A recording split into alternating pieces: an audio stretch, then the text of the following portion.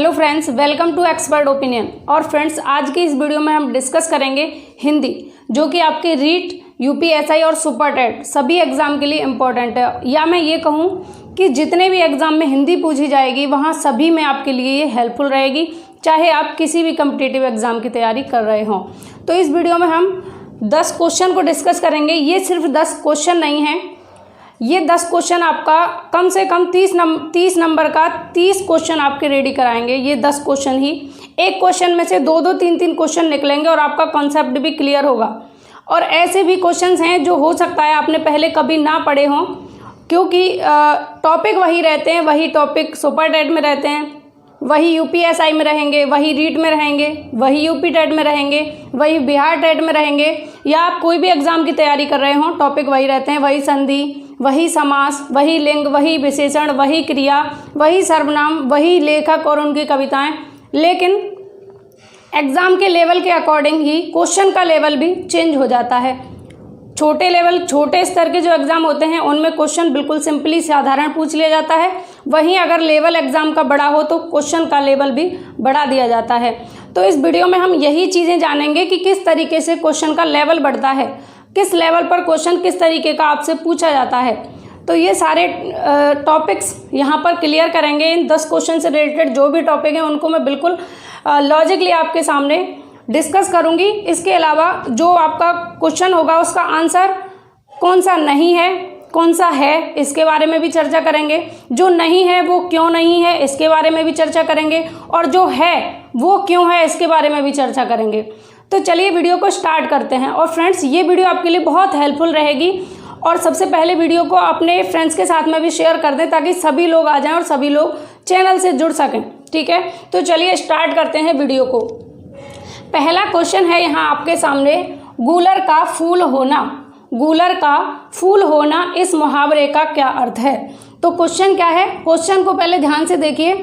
अगर आपको क्लियर दिखाई नहीं दे रहा है तो आप अपनी वीडियो की क्वालिटी बढ़ा सकते हैं। यहाँ कॉर्नर पे एक आई बटन होता है, उस आई बटन में जाकर के वीडियो की क्वालिटी आप बढ़ा सकते हैं। तो 360 पर देखिएगा, इसको बिल्कुल क्लियर दिखाई देगी। इसके अलावा मैं यहाँ पर क्वेश्चंस को बोलते भी जाऊंगी, रीड कर रही हूँ क्वेश्चन को, तो आप ध्यान से सुन लेंगे। ठीक है, फर्स्ट क्वेश्चन है गूलर का फूल होना। क्वेश्चन क्या है, गूलर का फूल होना मुहावरे का अर्थ होगा। ऑप्शन फर्स्ट है आपके सामने, बहुत सुंदर होना। बहुत सुंदर होना। सेकंड ऑप्शन है दुर्लभ होना। थर्ड ऑप्शन दिया है सरल होना। और फोर्थ है फूल खिलना। इन चारों ऑप्शंस में से सही ऑप्शन तक पहुंचने का प्रयास कीजिए। गूलर का फूल होना मुहावरे के लिए कौन सा ऑप्शन सबसे ज़्यादा बेहतर होगा? ठीक है, तो देखिए, बहुत सुंदर होना यहाँ पर इसका तात्पर्य नहीं होगा। फर्स्ट ऑप्शन यहाँ पर गलत हो जाएगा, क्योंकि गूलर का फूल होना ये मुहावरा किसी भी तरीके से ये नहीं कह रहा है कि यहाँ पर गूलर की या फूल की कोई सुंदरता की बात की जा रही है। थर्ड ऑप्शन को देखिए, सरल होना। गूलर का फूल होना सरल बात नहीं है। क्या कभी आपने गूलर का फूल बनते हुए देखा है? नहीं, क्योंकि गूलर तो गूलर है, वो गूलर ही रहेगा। तो सेकंड ऑप्शन, यहाँ पर थर्ड ऑप्शन भी आपका गलत हो जाएगा। फोर्थ ऑप्शन को देखिए, डी को फूल खिलना। गूलर का फूल होना, कोई फूल खिलने से मतलब यहाँ पर इसका नहीं होगा। ठीक है, तो यहाँ इसका सही आंसर क्या होगा? क्वेश्चन फर्स्ट का दुर्लभ होना। ऑप्शन डी आपका करेक्ट आंसर होगा। ऑप्शन बी आपका यहाँ पर करेक्ट होगा, दुर्लभ होना। गूलर का फूल होना, इसका तात्पर्य क्या हुआ? दुर्लभ होना। ठीक है, सेकंड ऑप्शन हुआ। अच्छा, ये हुआ कैसे सेकंड ऑप्शन, ये जानना जरूरी है। आपने गूलर देखा होगा, गूलर का पेड़ होता है एक, तो गूलर आपने देखा होगा। क्या कभी गूलर का फूल होते हुए आपने देखा है? नहीं देखा। तो मुहावरे क्या होते हैं? मुहावरे वो कहावतें या पूर्व से प्रचलित ऐसी कहावतें होती हैं जो बड़े बुजुर्ग कह जाते हैं और वो वर्तमान में सिद्ध होती हैं, सही साबित होती हैं। ठीक है, तो गूलर का कभी फूल नहीं हो सकता, इसका मतलब है गूलर का फूल होना यानी दुर्लभ कार्य होना या दुर्लभ होना। तो यहाँ पर बी ऑप्शन आपका करेक्ट हुआ। आई होप कि आपको समझ में आया होगा। और फिर भी इन 10 क्वेश्चंस को डिस्कस करने के बाद आपका अगर कोई भी क्वेश्चन हो तो मुझे आप कमेंट करना, मैं सभी क्वेश्चंस का आपके का आंसर देने का प्रयास करूँगी। ठीक है, नेक्स्ट क्वेश्चन है आपके सामने, वह सकुशल पूर्वक रह रहा है, वाक्य दोष है। तो वाक्य क्या दिया है, वाक्य है यहाँ आपके सामने, पढ़ने का प्रयास करें। वह सकुशल पूर्वक रह रहा है, वाक्य दोष पूछा है यहाँ पर। संज्ञा संबंधी है, सेकंड ऑप्शन दिया है सर्वनाम संबंधी है, थर्ड ऑप्शन दिया है क्रिया संबंधी है, फोर्थ ऑप्शन है पुनरावृत्ति संबंधी। आंसर करने का प्रयास करें, सही आंसर तक पहुंचने का प्रयास करेंगे कि सही आंसर क्या होगा। वह सकुशल पूर्वक रह रहा है, कैसा दोष होगा यहाँ पर, संज्ञा संबंधी होगा, सर्वनाम संबंधी होगा, क्रिया संबंधी होगा या पुनरावृत्ति संबंधी। तो देखिए इस क्वेश्चन को मैं यहाँ पर पहले आपको समझा देती हूँ, फिर आप सही आंसर तक खुद ब खुद पहुँच जाएंगे। ठीक है, तो एक शब्द दिया है ये आपके सामने, सकुशल, क्या दिया है, सकुशल पूर्वक। ठीक है, अब इस क्वेश्चन को हम दो टुकड़ों में बांट लेते हैं। एक हम लिख देते हैं यहाँ पर सकुशल, क्या लिख देते हैं, सकुशल, और दूसरा लिख देते हैं कुशल पूर्वक। ठीक है, इस सकुशल शब्द को मैंने दो तरीके से लिखा, एक तो सकुशल और एक कुशल पूर्वक। ठीक है, एक में मैंने सा को जोड़ दिया और एक में सा को हटाकर पीछे वाले को कुशल पूर्वक को लिख दिया। तो इन दोनों शब्दों में आप देखेंगे कि सकुशल का अर्थ भी यही होता है सेम, कि कुशलता पूर्वक रह रहा है, और कुशल पूर्वक का अर्थ भी यही निकलता है कि कुशलता पूर्वक रह रहा है। मतलब जैसे आप हैं, बहुत लोग होंगे यहाँ पर जो रूम लेकर तैयारी कर रहे होंगे, कोई इलाहाबाद में रह रहा होगा, कोई लखनऊ में, कोई जयपुर में, कोई जोधपुर में, कोई कहीं कोई कहीं। तो रूम ले लेकर जब आप लोग बाहर रहते हैं, अपनी फैमिली से अलग रहते हैं, तो आपके पेरेंट्स आपको कॉल करके पूछते हैं कि बेटा क्या हालचाल हैं, तो आपका जवाब क्या होगा कि पापा मैं सकुशल रह रही हूँ, या पापा मैं सकुशल रह रहा हूँ, या मम्मी मैं सकुशल रह रही हूँ। एक तो ये जवाब होगा, एक जवाब होगा कि मैं कुशलतापूर्वक रह रही हूँ या कुशलतापूर्वक रह रहा हूँ। तो दोनों ही बातों का सेम अर्थ हुआ, दोनों ही बातों का सेम अर्थ हुआ, इसलिए यहाँ पर क्या हुई है, पुनरावृत्ति हुई है। क्या हुई है, पुनरावृत्ति हुई है शब्द की। तो यहाँ पर कैसा दोष होगा, पुनरावृत्ति संबंधित। समझ में आ रहा होगा, ऑप्शन डी यहाँ सही होगा। ना तो यहाँ पर संज्ञा संबंधी कोई दोष है, ना यहाँ पर सर्वनाम संबंधी कोई दोष है, ना यहाँ पर क्रिया संबंधी कोई दोष है। दोष कैसा है, पुनरावृत्ति संबंधी। क्यों हुआ पुनरावृत्ति संबंधी, ये चीज़ आपको यहाँ से क्लियर हुई होगी। क्लियर हुई हो तो यस लिखें, और अगर नहीं हुई हो तो नो लिखें। मैं दोबारा से समझाने का प्रयास करूँगी। वह सकुशल रह रहा होगा, इसमें पुनरावृत्ति संबंधी दोष होगा। ठीक है, आगे बढ़े नेक्स्ट क्वेश्चन की तरफ। अगला क्वेश्चन है आपके सामने, इनमें से कौन से अर्ध स्वर होंगे।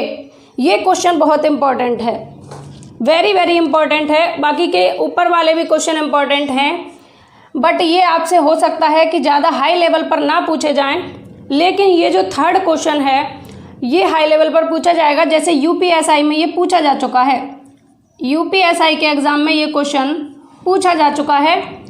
तो अब आप ये देखेंगे कि क्वेश्चन का लेवल किस तरीके से बढ़ाया जाता है।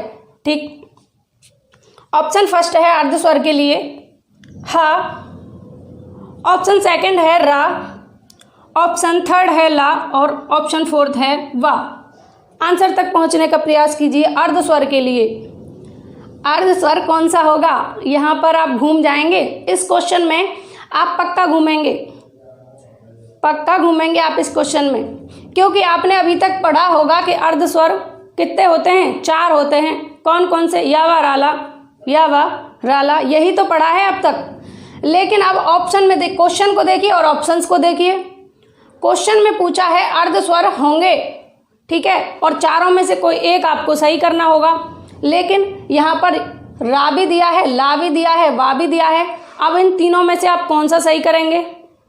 क्वेश्चन सही है, ऑप्शंस भी सही हैं, लेकिन अगर आपने बहुत डीप पढ़ा है ना, तभी आप इसका आंसर कर सकते हैं।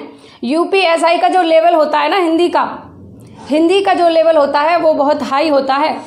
टॉपिक वही रहेंगे, वही वर्णमाला है, वही संधि है, वही समास है, वही सर्वनाम है, वही लिंग है, ठीक है, वही क्रिया है, लेकिन लेवल क्या है, हाई रहेगा। तो इस क्वेश्चन का आंसर करेंगे अर्धस्वर कौन सा होगा। ठीक है, हमने पढ़े हैं अर्धस्वर कितने, 4। कौन से पढ़े हैं,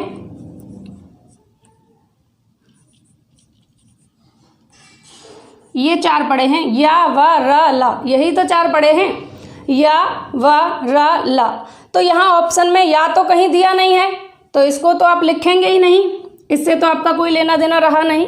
बाकी का मैं इसका लॉजिक भी आपको बताऊंगी। ठीक है, अब क्या है यहाँ पर वा और क्या है रा। रा जो होता है ना, ये लुंठित वर्ण होता है। कैसा होता है, लुंठित, ये लुंठित वर्ण कहलाता है रा। क्योंकि जब आप रा का उच्चारण करेंगे ना, आप बोल के देखो एक बार, खुद से प्रैक्टिकल करके देखेंगे। रा को जब आप बोलते हैं र, तो इस रा का उच्चारण करते हुए हमारी जीभ जो है, हमारी मूर्धा जिह्वा हमारी घर्षण करते हुए निकलती है, और घर्षण के साथ में ही लुढ़कती भी है। क्या करती है, लुढ़कती भी है। इस लुढ़कने की वजह से ही इसको लुंठित वर्ण कहेंगे। क्या कहेंगे, लुंठित वर्ण। ठीक है, क्या कहेंगे, लुंठित वर्ण। और एक चीज और आपको ध्यान रखनी है, ये जो ला है, क्या ला, इसको कहेंगे पार्श्विक वर्ण। क्या कहेंगे, पार्श्विक वर्ण।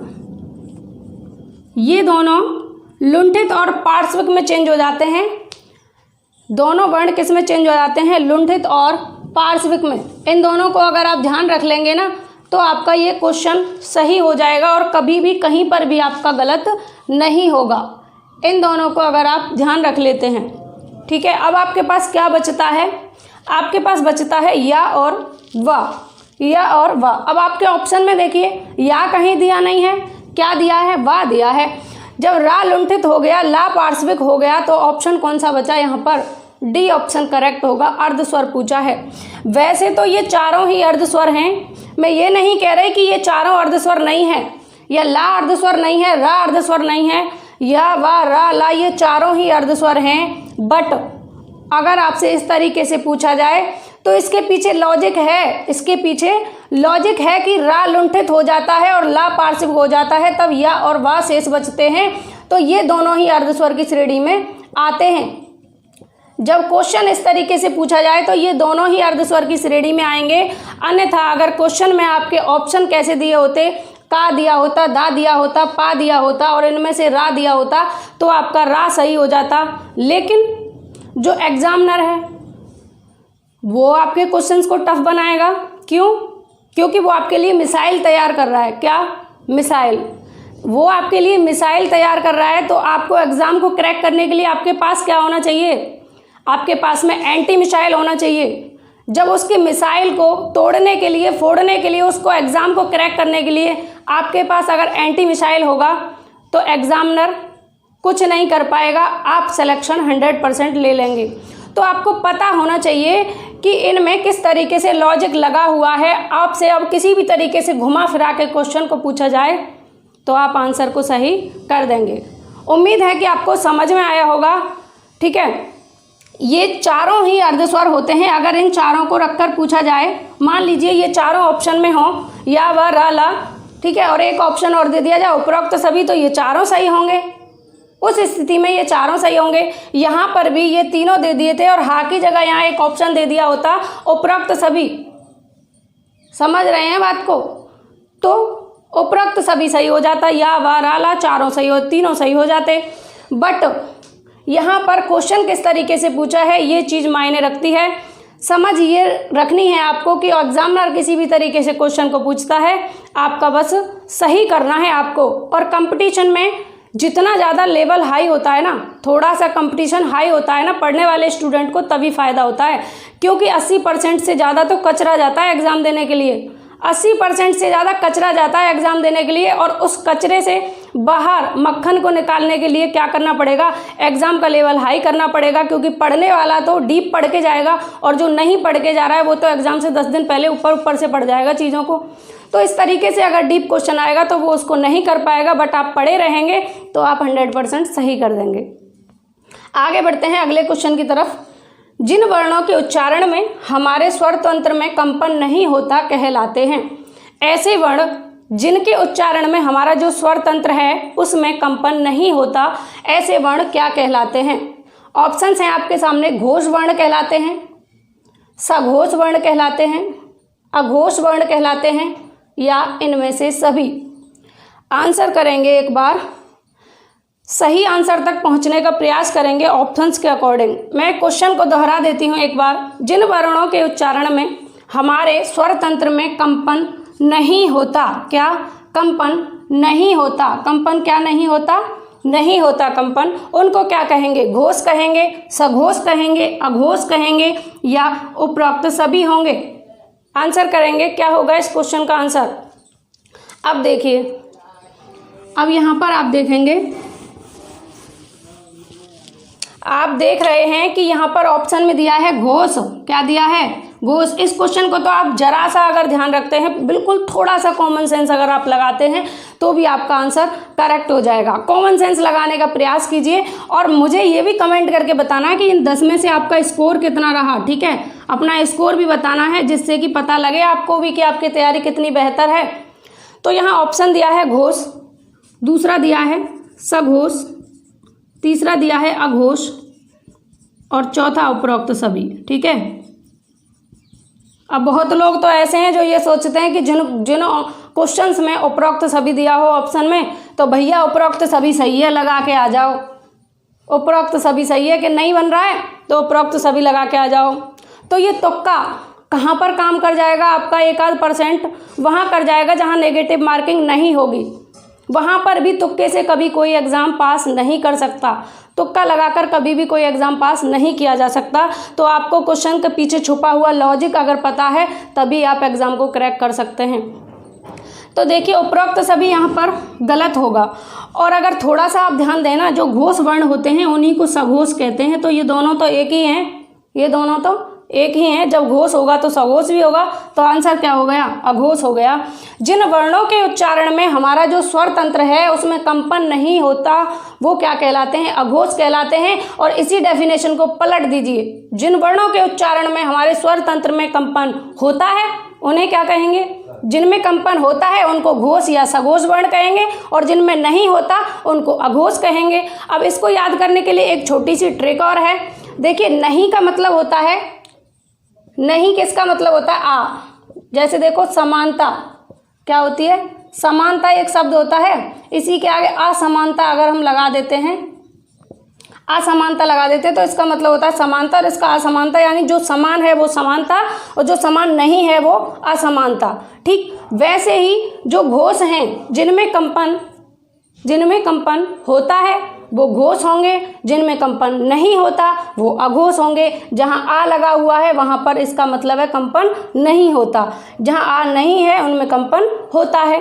ठीक है, इतनी सी बात आपको समझ में आई होगी। अगले क्वेश्चन की तरफ बढ़ते हैं। नेक्स्ट क्वेश्चन है, जरा शब्द का अर्थ होगा। जरा शब्द का अर्थ होगा। जरा किस तरीके से लिखा हुआ है ये भी देख लें। इस तरीके से लिखा हुआ है जरा। इस जरा का अर्थ आपसे पूछा है। ऑप्शंस हैं थोड़ा, सेकंड ऑप्शन है तनिक, थर्ड ऑप्शन है वृद्ध अवस्था और फोर्थ ऑप्शन है युवावस्था। तो देखिए ऑप्शंस को, पढ़िए क्वेश्चंस को और आंसर करिए क्या होगा इसका। जरा शब्द का अर्थ पूछा है, थोड़ा होगा, तनिक होगा, वृद्ध अवस्था होगा या युवावस्था होगा। इस क्वेश्चन के सही आंसर तक पहुंचने का प्रयास कीजिए। और सबसे बड़ी बात है कि आपको ऑप्शंस को सेपरेट करना आना चाहिए। अगर आप ऑप्शंस को सेपरेट करना सीख गए ना तो वहाँ पर 50% तो आप खुद ही जज कर लेते हैं कि कौन सा होगा और कौन सा नहीं होगा। ठीक, तो देखिए, थोड़ा, तनिक, वृद्ध अवस्था और युवावस्था, 4 ऑप्शन दिए हैं। कौन कौन से? थोड़ा, तनिक, युवावस्था और एक ऑप्शन कौन सा है? वृद्धावस्था। ये 4 ऑप्शन हैं। ठीक है, अब कुछ लोग तो ये सोच रहे होंगे कि भाई वृद्धावस्था पहले दिया है और आपने बाद में लिख दिया, युवावस्था बाद में दिया है आपने पहले लिख दिया, इस तरीके से सोच रहे होंगे। तो इस चीज़ से कोई फ़र्क नहीं पड़ता, आगे पीछे कहीं भी रखो, बस सही आंसर पता होना चाहिए। ठीक है, तो देखिए थोड़ा, तनिक, वृद्धावस्था, युवावस्था, इनमें से कौन सा ऑप्शन सही होगा जरा शब्द के लिए? किसके लिए? जरा शब्द के लिए।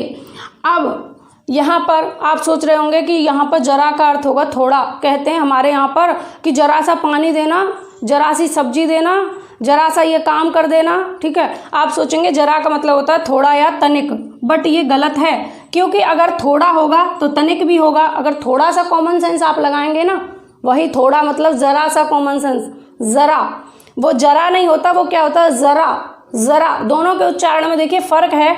वो होता है जो थोड़ा और तनिक के लिए यूज होता है, वो होता है जरा, जरा, और ये है जरा। ये क्या है? जरा। तो इस जरा का अर्थ होगा यहाँ पर वृद्धावस्था। ऑप्शन यहाँ आपका हो जाएगा सी सही, वृद्धावस्था। इस जरा का क्या अर्थ है? वृद्धावस्था इसका अर्थ होगा, तो ऑप्शन यहाँ पर थर्ड होगा। अब मैं आपको लॉजिक भी बताती हूँ, इस जरा का मतलब वृद्धावस्था क्यों होगा और इस जरा का मतलब थोड़ा और तनिक क्यों नहीं होगा। ठीक है, क्यों नहीं होगा और ये क्यों होगा? ये जो जरा शब्द है, ये जरा शब्द जो है ये हमारी हिंदी भाषा का है। किसका है? हमारी हिंदी भाषा का शब्द है ये जरा। ठीक है, एक चीज़ आपने पढ़ी होगी, नुक्ता शब्द। क्या? नुक्ता। नुक्ता आपने सुना होगा, पढ़ा होगा, नहीं पढ़ा है तो आप पढ़ लीजिए। नुक्ता होता है एक, इस तरीके से लिखते हैं और इसकी एक बिंदी होती है। ठीक है, क्या होती है? एक बिंदी होती है। क्या होती है? बिंदी।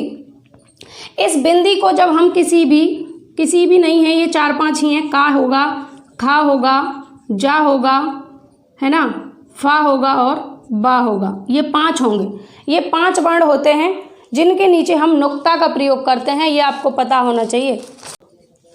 ये बाकी जगह पर यहाँ पर गा होगा। ठीक है, यहाँ क्या होगा? गा होगा। ये 5 वर्ण हैं, 5। ठीक, इन 5 व्यंजनों के नीचे हम किसका यूज करेंगे? नुक्ता का। ये होती है नुक्ता, ये बिंदी लगी होती है इस तरीके से। तो जब ये जरा इस तरीके से लिखा होगा तो इसका अर्थ होगा वृद्धावस्था। क्या होगा? वृद्धावस्था। लेकिन ये जरा जो है इस तरीके से लिखा हो, जरा, अब क्या हो गया? ये जरा। अभी तक था ये जरा और अब हो गया जरा। उच्चारण दोनों का अलग होगा, जरा और जरा। तो इस जरा का अर्थ जो उर्दू भाषा का शब्द है, ठीक है, उर्दू का ये शब्द है, इसका अर्थ होता है तनिक या थोड़ा। तो अपनी लैंग्वेज में जो जरा होता है इसका अर्थ होता है वृद्धावस्था। बट ये शब्द उर्दू भाषा का है और इसके पीछे लॉजिक है एक, कि जो उर्दू भाषा के कुछ शब्द हैं, कुछ इंग्लिश भाषा के शब्द हैं, कुछ फारसी भाषा के शब्द हैं, कुछ अरबी भाषा के शब्द हैं, उन सभी शब्दों का हमारी हिंदी में यूज होता है। वो क्यों होता है? इसके पीछे भी लॉजिक है। ये जो हमारी हिंदी भाषा है, हिंदी हमारी एक ऐसी भाषा है जिसको अन्य भाषाओं में जो जो शब्द अच्छे लगते हैं या उन शब्दों को हमारे जो हिंदी भाषी हैं, जो हिंदी बोलते हैं, वो लोग उन शब्दों को अगर बोलने लग जाते हैं तो हिंदी उनको अपने अंदर समेट लेती है। ये हिंदी की बहुत बड़ी विशेषता है। जैसे हिंदी ने अंग्रेजी शब्दों को अपने अंदर समेट लिया, हिंदी ने फारसी शब्दों को अपने अंदर समेट लिया, अरबी शब्दों को अपने अंदर समेट लिया, तो हिंदी ने सभी को अपने अंदर समेट लिया। लेकिन अब यहाँ लेकिन और किंतु और परंतु ये चीज़ें हर कहीं ना कहीं छुपी हुई होती हैं और इन्हीं के पीछे का लॉजिक अगर हमें पता हो तो हम एग्ज़ाम को बहुत इजीली क्रैक कर लेंगे। बट हिंदी ने एक शर्त रखी कि मैं इंग्लिश शब्दों को अपने अंदर समेट लूँगी, फारसी शब्दों को समेट लूँगी, अरबी शब्दों को समेट लूँगी, उर्दू शब्दों को समेट लूँगी। बट क्या है, एक सेकंड,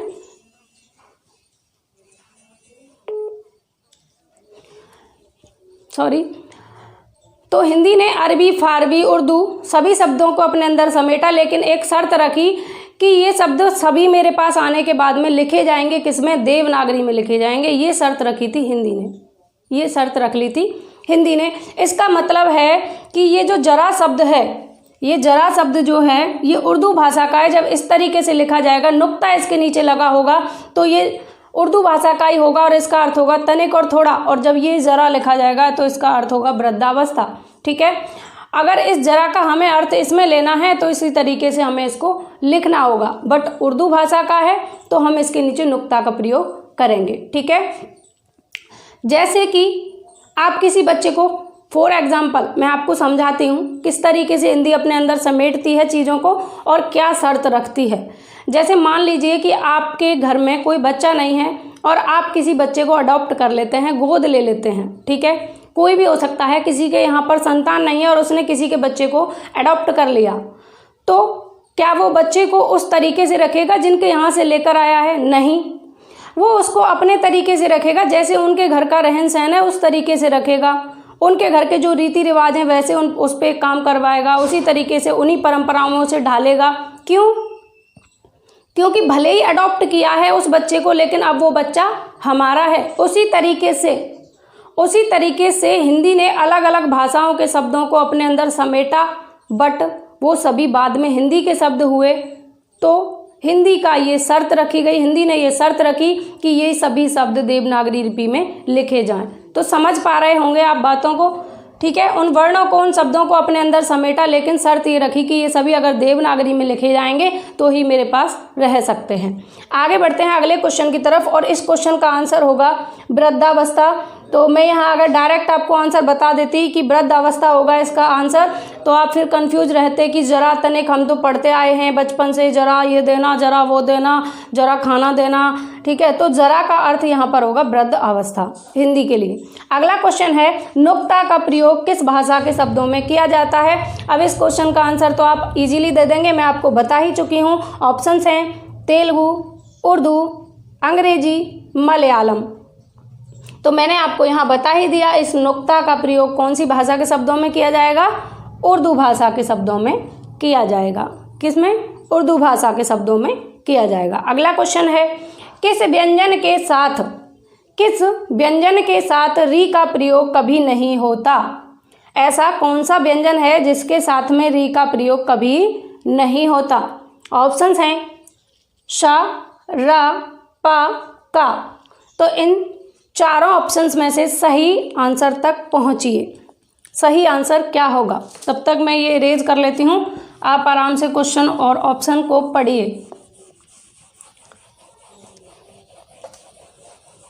ये क्वेश्चन हो सकता है आपने पहली बार पढ़ा हो या पहले भी पढ़ा हो, तो अच्छे से आप क्लियर हो जाएगा, रिवीजन हो जाएगा आपका। तो ऐसा कौन सा व्यंजन है जिसके साथ में री का प्रयोग कभी होता ही नहीं है? कभी नहीं होता। इन चारों में से शा है, रा है, ठीक है, और क्या दिया है? पा, और क्या है? का। तो ये जो री है इसका प्रयोग कभी भी रा के साथ में नहीं होता। ये आपको हमेशा के लिए ध्यान रखना है। पेपर का लेवल अगर टफ किया जाएगा तो आपसे इस तरीके के क्वेश्चन पूछ लिए जाएंगे। अब इसके पीछे का लॉजिक मैं बताऊंगी आपको, कैसे नहीं किया जाता और कहाँ कहाँ इसकी स्थिति होंगी जो आपको फॉलो करनी है हमेशा। तो देखिए, का के साथ में आप यूज कर सकते हैं, पा के साथ में आप लिख सकते हैं पृथ्वी, का के साथ में आप लिख सकते हैं कृपा, है ना, और शा के साथ में आप लिख सकते हैं जैसे सृष्टि, इस तरीके से लिख सकते हैं। ठीक है, तो रा के साथ में इसका कभी भी प्रयोग नहीं किया जाएगा। अब देखिए, एक शब्द आता है एग्जाम में श्रृंगार, एक शब्द आएगा एग्जाम में श्रृंगार, और एक शब्द आएगा एग्जाम में श्रृंगार। 3 तरीके से आपसे क्वेश्चन बन सकता है।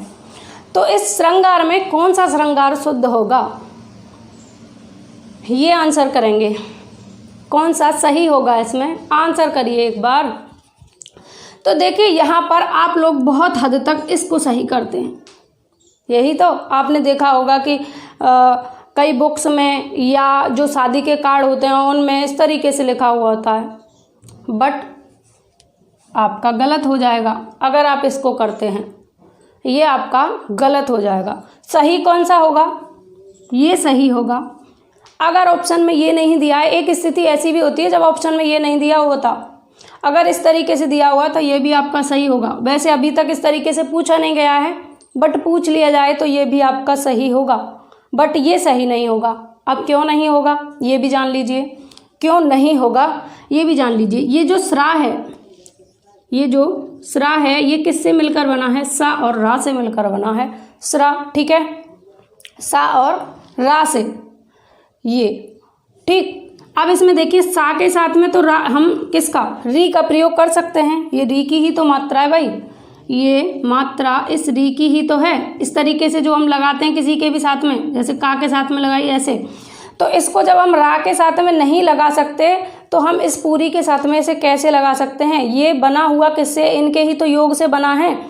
तो इसका मतलब क्या है, हम सा के साथ में लगा सकते हैं बट रा के साथ में हम नहीं लगा सकते, और हमें इस सा में से इस रा को भी हटाना पड़ेगा।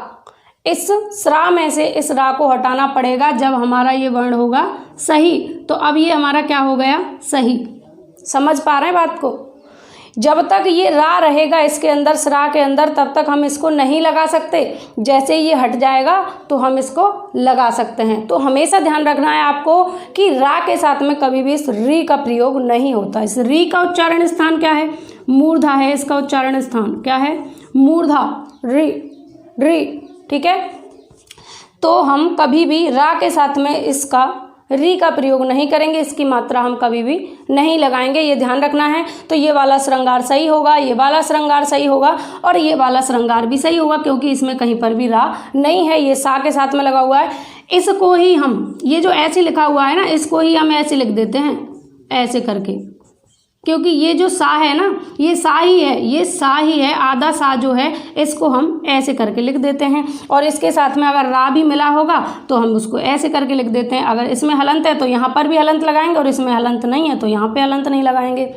तो ये हलंत वाली पोजीशन भी आप जान लीजिए, ये कंडीशन भी आप जान लीजिए। वीडियो बड़ा होगा लेकिन आपको चीज़ें क्लियर होंगी, ये भी ध्यान रखना।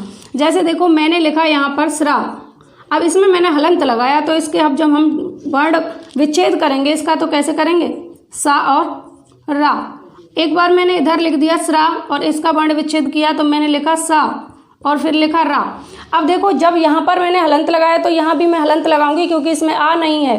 कोई भी व्यंजन में आ अगर नहीं होगा तो उसके नीचे हम हलंत लगाएंगे। इसमें हमारे आ छुपा हुआ है तो इसमें मैंने हलंत नहीं लगाया। अब इसके भी हम टुकड़े कर सकते हैं, रा प्लस आ, ठीक है, रा प्लस आ। ये हम तब जानेंगे जब हम वर्ण विच्छेद सीखेंगे कि वर्णों का किस तरीके से विच्छेद किया जाता है। तो उम्मीद है कि ये चीज़ें आपको समझ में आ रही होंगी। आगे बढ़ेंगे अगले क्वेश्चन की तरफ। नेक्स्ट क्वेश्चन है आपके सामने पर 8, उसको पढ़िए। क्वेश्चन दिया है, इनमें से उच्छिप्त वर्ग कौन सा होगा? उच्छिप्त वर्ग आपसे पूछा है कौन सा होगा। ऑप्शन है का वर्ग, सेकंड ऑप्शन है च वर्ग, थर्ड है टा वर्ग और फोर्थ है प वर्ग। क्वेश्चन का लेवल हाई है, इसका भी अगर आपने पढ़ा है ध्यान से तो ही आप आंसर कर पाएंगे, ठीक है। तो करिए आंसर क्या होगा इसका। देखिए मैं यहाँ लिख देती हूँ टा, ठा, डा, ढा, अणा, ठीक है।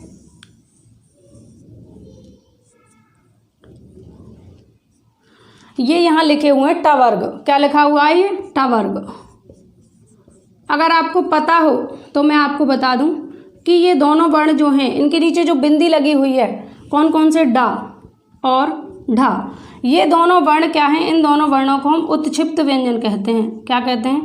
उत्क्षिप्त व्यंजन। उत्क्षिप्त व्यंजन। जब इन दोनों को हम उत्क्षिप्त व्यंजन कहते हैं तो हमारा उत्क्षिप्त वर्ग कौन सा होगा इनमें से? अब आप लगता है सही ऑप्शन की तरफ पहुंच गए होंगे। तो उत्क्षिप्त वर्ग कौन सा होगा? टा वर्ग होगा। कौन सा वर्ग होगा? टा वर्ग, क्योंकि टा वर्ग में ही उत्क्षिप्त हमारे व्यंजन छुपे हुए हैं। तो हमारा टा वर्ग कैसा होगा? हमारा उत्क्षिप्त वर्ग होगा। अगर आपसे सीधा पूछ लिया जाता, अब देखो उत्क्षिप्त आप वर्ग वर्ण पढ़ लेते हैं, उत्क्षिप्त वर्ण कौन से हैं, तो क्वेश्चन बन जाता है कि निम्न में से उत्क्षिप्त वर्ण बताइए। इनमें से 3-4 ऑप्शन रखेगा, जिनमें एक रख देगा टा, एक रख देगा ठा, एक रख देगा अणा और एक रख देगा डा। अब आपने पढ़ा है डा और ढा उत्क्षिप्त व्यंजन होते हैं, तो आप डा को टिक कर देंगे।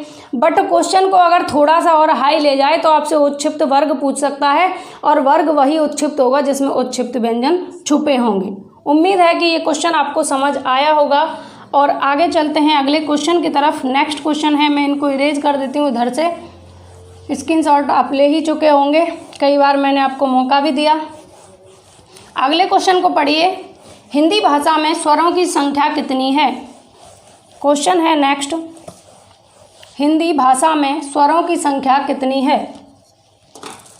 ऑप्शन है 10, 11, 13, 4 और एक ऑप्शन और दिया है मैंने 7। आंसर करो, इसका आंसर क्या होगा? हिंदी भाषा में स्वरों की संख्या बतानी है। आंसर करेंगे इस क्वेश्चन का, स्वरों की संख्या।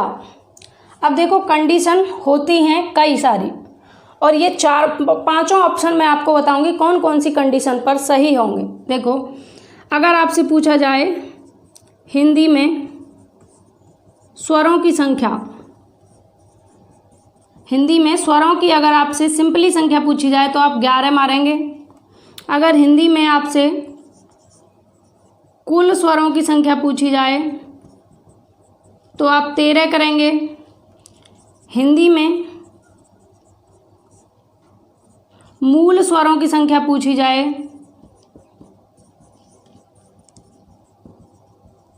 तो आप 4 करेंगे। हिंदी में अगर आपसे संयुक्त स्वरों की संख्या पूछी जाए तो आप क्या करेंगे? 7 करेंगे। हिंदी में अगर आपसे दीर्घ स्वरों की संख्या पूछी जाए, दीर्घ स्वरों की संख्या, तो आप 3 करेंगे। ठीक है। अब देखिए यहाँ पर और एक 10 ऑप्शन रह गया।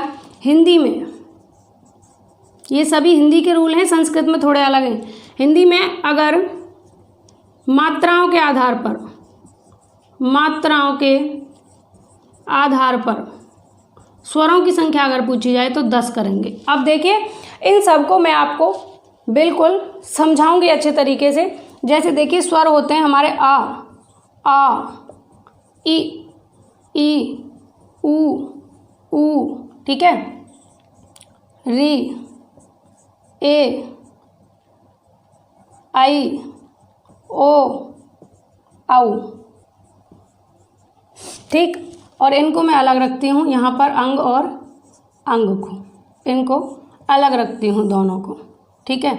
ये कितने हैं? 1, 2, 3, 4, 5, 6, 7, 8, 9, 10, 11। तो ये स्वरों की संख्या कितनी हो गई? 11। हिंदी में अगर सिंपली आपसे स्वरों की संख्या पूछी जाएगी तो आप क्या करेंगे? 11 करेंगे। ये वाला ऑप्शन सही करेंगे। अगर हिंदी में आपसे कुल स्वरों की संख्या पूछी जाए, क्या पूछी जाए? कुल स्वरों की संख्या, तो क्या करेंगे? 13। 11 ये हैं, 2 ये हैं, तो 11 और 2 13 हो जाते हैं। अब इन 2 को हम बाद में क्यों लिख रहे हैं और क्यों ऐड कर रहे हैं, इसके पीछे भी लॉजिक है। वो लॉजिक आपको समझना चाहिए, मुझे लगता है। ठीक है। वैसे पूछा नहीं जाएगा कहीं पर भी, बट आप समझ लेंगे। जैसे ये अंग है, ये जो अंग है इसको लिखने के लिए हमें आ की ज़रूरत पड़ रही है। इसकी हमें मात्रा के लिए किसकी ज़रूरत पड़ रही है? आ की ज़रूरत पड़ रही है।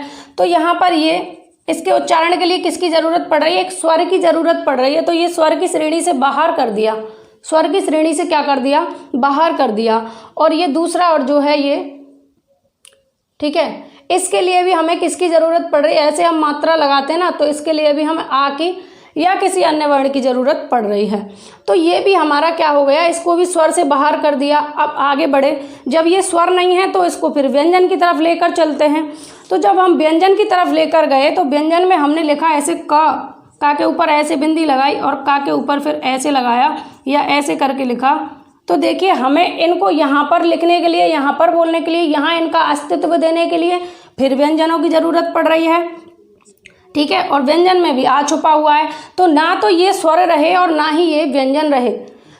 स्वर ने पहले इनसे कहा कि तुम हटो, तुम्हारे अंदर स्वर वाली क्वालिटी नहीं है। ठीक है। स्वर ने कहा कि तुम्हारे अंदर स्वर वाली क्वालिटी नहीं है, तुम खुद से उच्चारित नहीं हो रहे, तुम्हें किसी ना किसी अन्य वर्ण की आवश्यकता पड़ रही है। स्वर ने भगा दिया इनको। फिर ये व्यंजन के पास गए कि भाई हमसे दोस्ती कर लो, हमें स्वर ने भगा दिया है।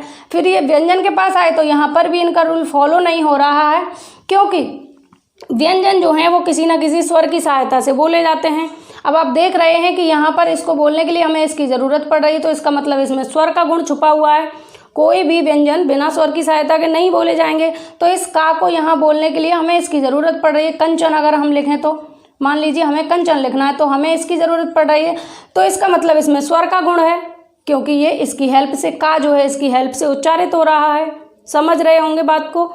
भाई कोई भी व्यंजन बिना स्वर की सहायता के नहीं बोला जाता। जब हमको कंचन बोलना है, मान लीजिए हमें क्या बोलना है, कंचन हमें बोलना है, तो कंचन बोलने के लिए हमें इसकी ज़रूरत पड़ रही है कि नहीं पड़ रही, बिंदी की, अनुस्वार की ज़रूरत पड़ रही है ना। तो इसके अंदर क्या है फिर, स्वर का गुण छुपा हुआ। तो इन्होंने भी कह दिया कि तुम व्यंजन नहीं हो, तुम्हारे अंदर स्वर का गुण छुपा हुआ है। तो इन्होंने यहाँ से भी इनको भेज दिया, स्वर ने वहाँ से इनको भेज दिया। तो ये ना तो स्वर रहे और ना ये व्यंजन रहे, ना ये स्वर रहे और ना ही ये व्यंजन रहे। इनको क्या नाम दे दिया गया, अयोगवाह। अयोगवाह, ये क्या है, अयोगवाह है। ठीक है, ये दोनों क्या हैं, अयोगवाह हैं। लेकिन इनको फिर भी स्वर की क्वालिटी में रखा जाता है। अगर आपसे कुल स्वर पूछे जाएं तो आप 13 करेंगे, और आपसे सिर्फ स्वर पूछे जाएं हिंदी में तो आप 11 करेंगे। ये चीज़ ध्यान रखनी है, इससे ज़्यादा आपको इसके बारे में जानने की ज़रूरत नहीं है। बाकी का जब हम आगे पढ़ेंगे और तो हम अयोगवाह को भी जानेंगे, इसकी मात्राओं के बारे में भी जानेंगे, इसके उच्चारण स्थान के बारे में भी जानेंगे। ठीक है, इसके बाद में यहाँ पर हिंदी में मूल स्वरों की संख्या पूछे अगर 4, तो देखिए मूल स्वर जो हैं कौन कौन से हैं, 4, आ, ई, उ और री, ये 4 स्वर मूल हैं। लिरी का हिंदी में यूज नहीं होता, वो संस्कृत की कंडीशन में अप्लाई होता है। तो ये 4 मूल स्वर हैं, इन 4 मूल स्वरों से ही अन्य ये सारे मूल स्वर बन जाएंगे। तो आपसे मूल स्वर पूछा जाएगा तो आप 4 करेंगे। ठीक है, आगे अगर आपसे संयुक्त स्वर पूछा जाए तो आप 7 करेंगे, दीर्घ स्वर पूछा जाए तो 3 करेंगे। ठीक है, तो किस तरीके से होंगे, देखो संयुक्त स्वर अगर पूछा जाए तो आ, पहले मैं दीर्घ बता देती हूँ, आ प्लस आ बराबर आ, ई प्लस ई बराबर ई, उ प्लस उ बराबर उ। ठीक है, ये 3 क्या हैं हमारे पास, दीर्घ स्वर हैं। अगर आपसे दीर्घ स्वर पूछा जाए, दीर्घ का आपको रूल पता होगा। ठीक है, दीर्घ का आपको रूल पता होगा, अका सवर्णे दीर्घा, अकह सवर्णे दीर्घा होती है, संधि होती है दीर्घ, आ ई उ, ये बड़े वाले अगर आपको दिखें कहीं पर भी, बड़ा आ, बड़ी ई, बड़ा उ। ठीक है, तो आप दीर्घ करेंगे क्योंकि यहाँ पर भी सवर्ण है, यहाँ पर भी सवर्ण है, यहाँ पर भी सवर्ण है, यहाँ पर भी सवर्ण का मतलब एक ही जाति के, तो ये सवर्ण है, इसलिए यहाँ पर दीर्घ हो जाएंगे। तो दीर्घ स्वर अगर आपसे पूछे जाएं तो 3 करेंगे।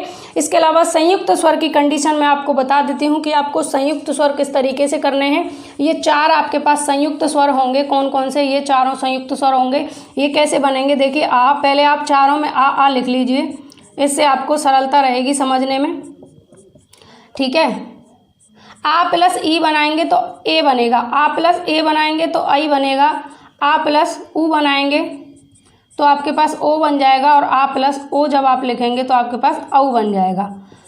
ठीक है, अब देखिए इनको हम दीर्घ स्वर क्यों नहीं कह रहे, दीर्घ स्वर हम इनको क्यों नहीं कह रहे, क्यों हम इनको संयुक्त स्वर कह रहे हैं। क्या कह रहे हैं, संयुक्त, सॉरी यहाँ पर आप 4 कर लेंगे, संयुक्त स्वरों में 4 करेंगे क्योंकि इन दोनों को, हाँ टोटल अगर पूछा जाएगा आपसे तो आप 7 करेंगे। ठीक है, टोटल अगर आपसे दीर्घ पूछा जाए और ऑप्शन में अगर आपके पास में 3 ना हो तो आप 7 करेंगे, क्योंकि ये दीर्घ भी हैं और ये संयुक्त भी हैं। ये दीर्घ भी हैं, दीर्घ इसलिए हैं क्योंकि यहाँ स्वरों से स्वर बनकर बने हैं तो दीर्घ हैं, लेकिन संयुक्त किस लिए हैं, क्योंकि अलग अलग स्वरों से मिलकर बने हैं, तो इनमें संयुक्त का गुण छुपा हुआ है। ठीक है, तो संयुक्त स्वर अगर पूछे जाएंगे तो ये 4 होते हैं, ए आई ओ औ। ठीक है, संयुक्त स्वर 4, दीर्घ स्वर 3, और टोटल इनको पूछा जाए अगर दीर्घ में ही, टोटल दीर्घ में अगर पूछा जाएगा तो आप 7 करेंगे, और अलग से अगर संयुक्त स्वर पूछे जाएं तो आप 4 करेंगे। अब हिंदी में मात्राओं के आधार पर 10 स्वर किस तरीके से होंगे ये भी जान लेते हैं। तो देखिए ये जो आ है ना, इसकी कोई मात्रा नहीं होती, उसके बाद में जब 1 2 3 4 5 6 7 8 9 10, ये 10 बचते हैं, इसलिए मात्रा के आधार पर कितने होंगे स्वर, 10 होंगे। तो आई होप कि आपको ये समझ में आया होगा, और इस क्वेश्चन का आंसर यहाँ पर ऑप्शन नंबर 2 होगा, 11। ठीक है, हिंदी में स्वरों की संख्या 11 है, कुल स्वरों की संख्या 13 है, संयुक्त स्वरों की संख्या 4 है, और दीर्घ स्वरों की संख्या 3 है, और दोनों को मिलाकर अगर संयुक्त पूछा जाए, ऑप्शन में अगर आपके ये ना रखे हों और यही रख दिए हों चारों, और आपसे दीर्घ पूछा जाए तो ये दीर्घ भी हैं। ठीक है, क्योंकि जो स्वर हैं वो 3 ही प्रकार के हैं, ह्रस्व दीर्घ और प्लुत, ह्रस्व दीर्घ और प्लुत। ये स्वर जो हैं ये दीर्घ ही हैं, 3 ये और 4 ये, तो इन चारों को हम दीर्घ स्वर ही कहते हैं। ठीक है, दीर्घ ही कहते हैं, लेकिन दीर्घ दो भागों में बांट दिए गए, कौन से में, एक तो संधि स्वर में और एक दीर्घ स्वर में, ठीक। और हिंदी में मात्राओं के आधार पर 10 स्वर होते हैं। तो ये बात आपकी क्लियर हुई होगी। आगे बढ़ें और अगला और लास्ट क्वेश्चन है, मेरे को दिल्ली जाना है वाक्य में अशुद्धि है। मेरे को दिल्ली जाना है, इस वाक्य में किस तरीके की अशुद्धि है? क्रिया संबंधी अशुद्धि है, कर्ता संबंधी अशुद्धि है, भाव संबंधी अशुद्धि है या सर्वनाम संबंधी अशुद्धि है? ये बताएंगे आप। मेरे को दिल्ली जाना है, किस तरीके की अशुद्धि है? तो यहाँ कोई कर्ता की बात नहीं हो रही, तो कर्ता संबंधी होगा नहीं। कोई भाव इसके अंदर है नहीं, तो भाव भी नहीं होगा। यहाँ पर त्रुटि के लिए भाव संबंधी कोई अशुद्धि यहाँ दिखाई नहीं दे रही है। और जाना है तो क्रिया की भी कोई अशुद्धि नहीं है। और राइट आंसर यहाँ पर हो जाएगा सर्वनाम संबंधी। अब ये किस तरीके से है ये भी मैं आपको बता देती हूँ।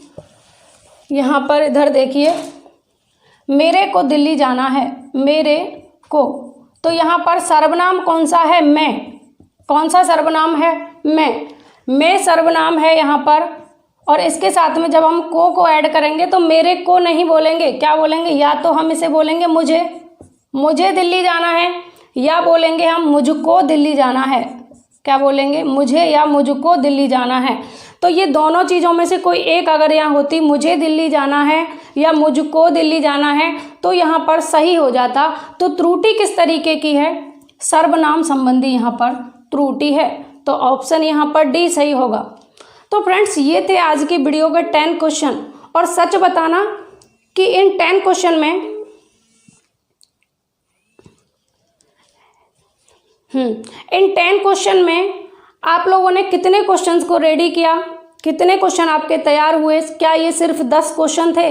इस वीडियो में सिर्फ हमने 10 क्वेश्चन को नहीं जाना, उससे रिलेटेड बहुत सारा हमारा कॉन्सेप्ट क्लियर हुआ। हमने 30-40 क्वेश्चन को तैयार कर लिया और हाई लेवल में किस तरीके से क्वेश्चन पूछे जा सकते हैं और उनका आप निवारण किस तरीके से करेंगे, कैसे उनका उपचार करेंगे, क्या करेंगे, वो भी आपने जाना। तो ये वीडियो आपके लिए हेल्पफुल रही हो, अच्छी लगी हो, यूजफुल रही हो तो मुझे कमेंट करके बताएं। मैं इसी तरीके की और भी वीडियोज़ आपके लिए लेकर आऊँगी और हिंदी के एक एक कॉन्सेप्ट को हम क्लियर करेंगे, जिससे यूपीएसआई हो या रीट हो या सुपर टेट हो या यूपी टेट हो, कोई भी एग्ज़ाम हो, किसी भी कंपटीशन की आप तैयारी कर रहे हैं तो आपकी हिंदी से संबंधित कोई भी ऐसी समस्या ना रहे जो आपको एग्ज़ाम में रोके। ठीक है, तो आप अच्छे तरीके से तैयारी कीजिए, बेहतर तरीके से तैयारी कीजिए। एग्जामिनर के पास में अगर मिसाइल है तो आप एंटी मिसाइल तैयार कीजिए। अगर उसके पास क्वेश्चन को बनाने का तरीका हाई लेवल का है तो आप उससे भी ज़्यादा हाई लेवल की पढ़ाई कीजिए, स्मार्ट स्टडी कीजिए और चीज़ों को बार बार रिवाइज कीजिए।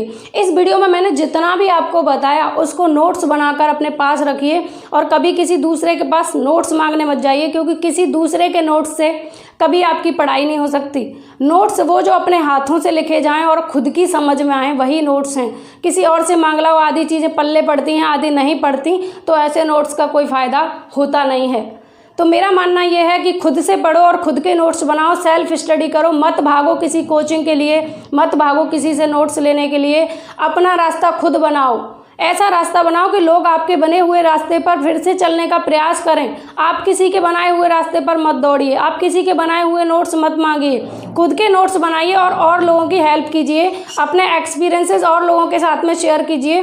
क्योंकि ना तो पढ़ने की कोई उम्र होती है और ना ही किसी के साथ में ज्ञान बांटने का कोई लिमिट होता है, ना कोई उम्र होती है कि आप कम उम्र के हैं तो आप दूसरों को बता नहीं सकते। जो आपके एक्सपीरियंसेस हैं, जो आपके अनुभव हैं, उनको आप दूसरों के साथ में शेयर करिए, हेल्प करते रहिए। ठीक है, हेल्प करिए और आगे बढ़ते रहिए। आप भले ही डेली योग करें या ना करें, योग आप करें या ना करें, लेकिन एक दूसरे का सहयोग जरूर करें।